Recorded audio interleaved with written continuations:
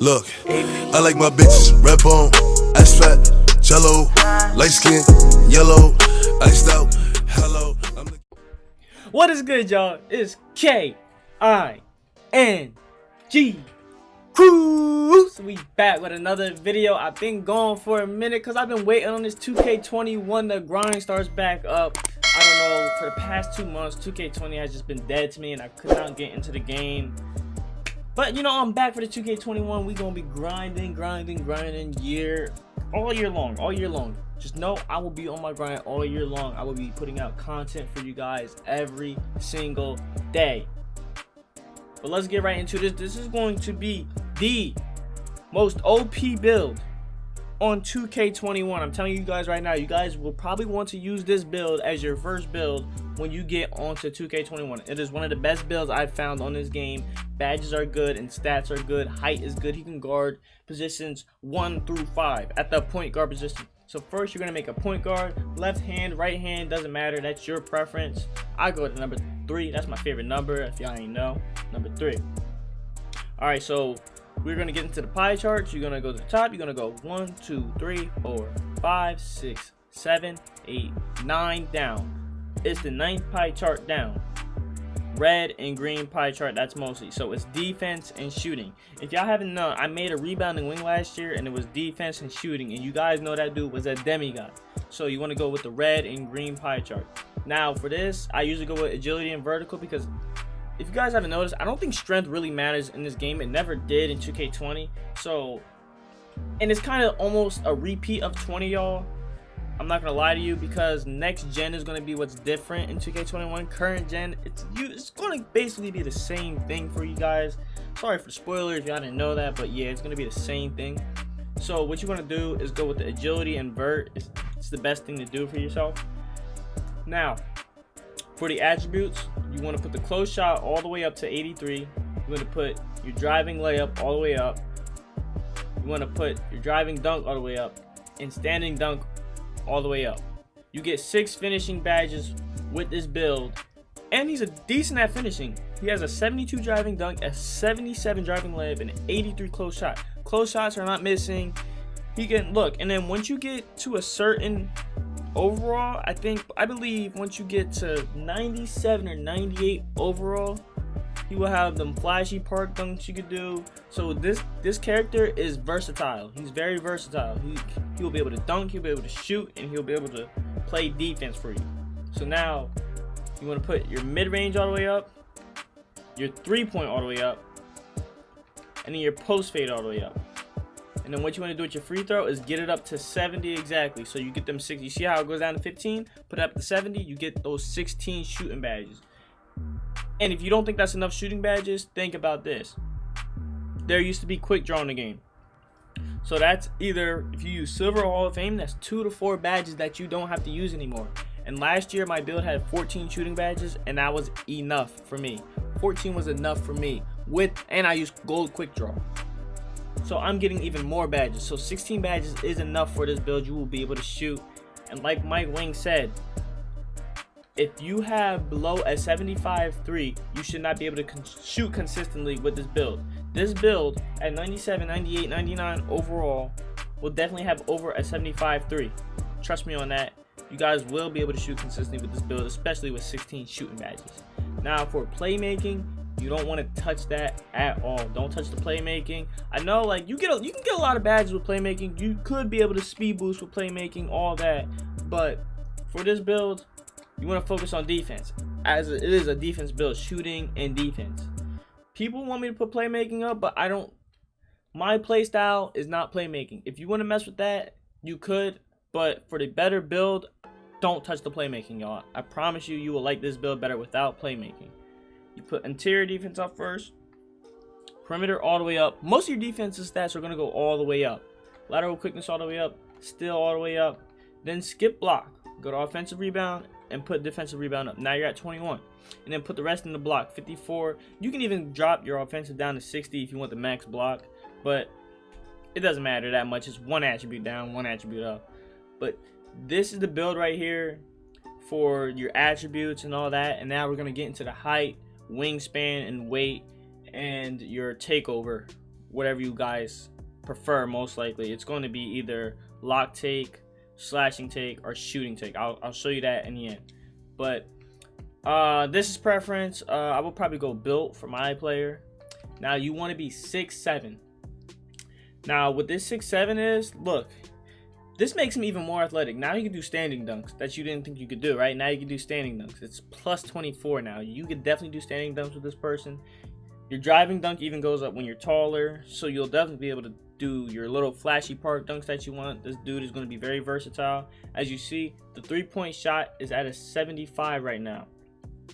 That's just without, that's base 95 overall, 75 3-point shot, y'all. So you should be able to shoot consistently. As Mike Wing said, if it's a 75 and above, you should be able to shoot consistently from 3.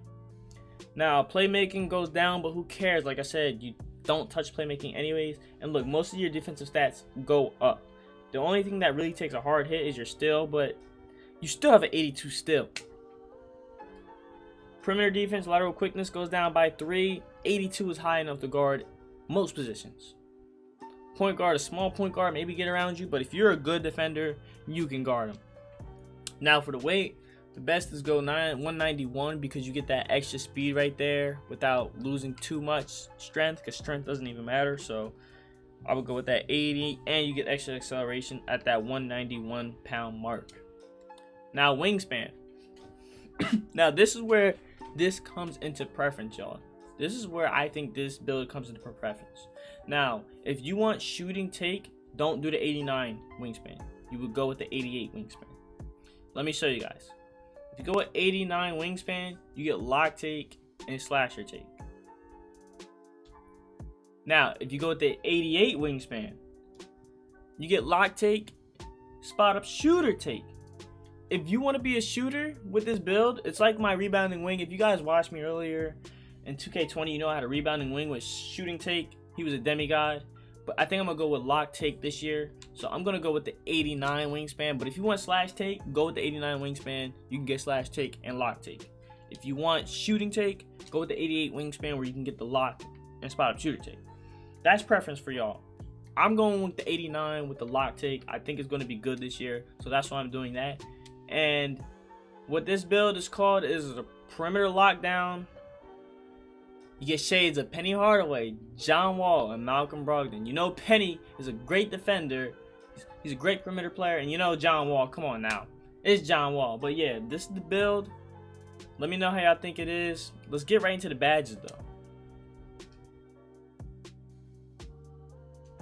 Now for the badges, what I would probably use on this build, I'm thinking online. So not demo, y'all. Online badges. When you're playing online in the park, I would probably go like acrobat, consistent finisher. If you're better with finishing, I would put on pro touch. Or you could drop this a little, put on lob city finisher. If you're going for rep, I don't know if you guys are going for rep. I'm not. I'm waiting for next gen to go for top rep. But if you're going for top rep, I would probably put on top lob city finisher with this build so we can catch lobs, get more rep.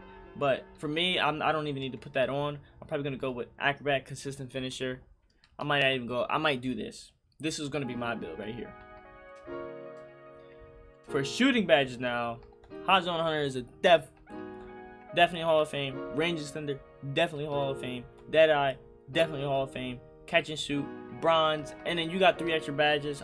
Green Machine, I don't know if it works the same like last year, but if it does, if you're around the 75 3-point shot, I would not use Green Machine. It does not help you very much at all. If anything, maybe put Hot Start. If you're playing park, maybe put Hot Start bronze, and then maybe put up Tireless Shooter a little bit. And if you want to be a corner boy, I'm not a corner boy, so I will never put on corner specials. But if you're a corner boy, you can put on corner specials. These 3 badges are up for grabs, but I would put up like Hot Start and Tireless Shooter for me. That's my preference. You guys might have different preferences. But the 3 main badges you need are Deadeye, Hot Zone Hunter, and Range Extender. Those are must-haves. It was must-haves in 2K20. It's going to be a must-have in 2K21 also. Now for playmaking badges, either put on Bailout or Bailout. Put on Bailout. It is the most useful badge in the game for your position, for this build, because if you're going up for a layup or a shot that's about to be contested, you can pass it out and you'll be good. So put on Bailout. That's my favorite badge for playmaking. And now for defensive badges, you can put on defensive leader. Not sure if you want defensive leader, but you can put on defensive leader. Intimidator is a must. Rim protector is a must. You don't have to put it on Hall of Fame. Sometimes I do, sometimes I don't, depending on what I'm doing. Chase down artist, you can put it on. I like interceptor. You can put that on bronze. If you're a guard, you're gonna be a guard. If you're gonna guard the guard, put on clamps. Hall of Fame. You'll probably need it. Pogo, you can put on. See these defensive badges. The thing about these is it's how you play defensively. What are you gonna be doing on defense? Are you gonna be guarding on ball, off ball, the center? It's up to your team and how you guys play. If you guys are playing like a zone, interceptor is a really good badge to put up. If you're playing up top and you're not switching, pick dodger is a really good badge to put up, but it's your preference. So the main badges that I'd say that should go on is clamps, chase down, intimidator, interceptor, pick dodgers, rim protector, and pogo stick. You can put on pickpocket too if you're on ball. But these are the type of badges you need. Defensive leader, that's preference also. Last year I had it on for half a year. I took it off. I loved it without defensive leader. I did not need defensive leader on anymore once I took it off. And then I put the rest onto other badges. But yeah, that's the badges for that. That's about it. This is the build. You already know. Put on that Steph Curry jump shot. It's wet. And y'all, make this build, man. It's great. It's King Cruz, and I'm out. Peace.